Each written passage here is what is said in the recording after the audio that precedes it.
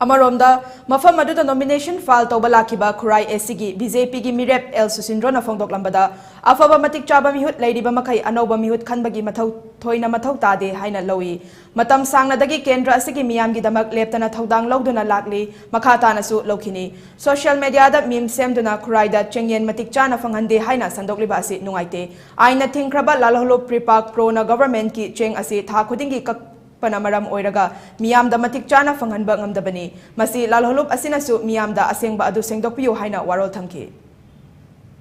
Hojik election mayagi habitareko, Lana propaganda to Wopama Misina, full video clipping do not much Hapsala Hoyi, Mim Sembogi Mong Haitara, the Maison to Waziza. A Hoiki and Regi, Chiang Chaki can say, Kanana Carmina to the Natorino has it. See, a Hoiki and the Catora Moab. Cheng Chak Mangish. Are you who you show a Hoiki and say Manipurgi Ladyba, a Hoiki government, Yadaba, Lalo, Amana, a Hoiki Manipurgi, Kurai Kendaki, Cheng Hujiksuka Eva. See, I'm clear in a hijation in Mamda. On a Kaiba party, say, Pripak Pro on a Kakpaneva.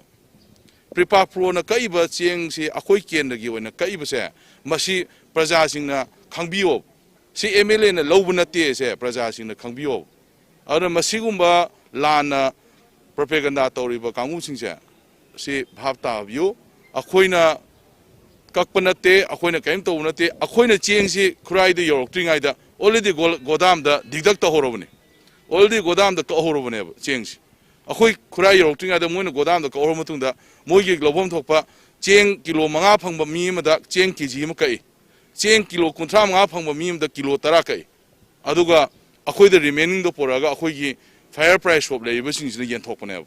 Ado na sidi kanago miyo ikran na lan uhan bada ako'y na cheng kahore ako'y na cheng hurang red thama da asuk law re ado miyam da asuk law re na hayo po se si am laibok tibo ponev. Ado na ako'y ki cheng kapiri bichil now sin zo please prajagi da magta khanbiraga sengtopio kai kakti haibdo mayam da amtang khanganbio sina Maram or kan ako di amna nungay to feelings sa Malay. Simtang ay praja mo kung dahil hijanining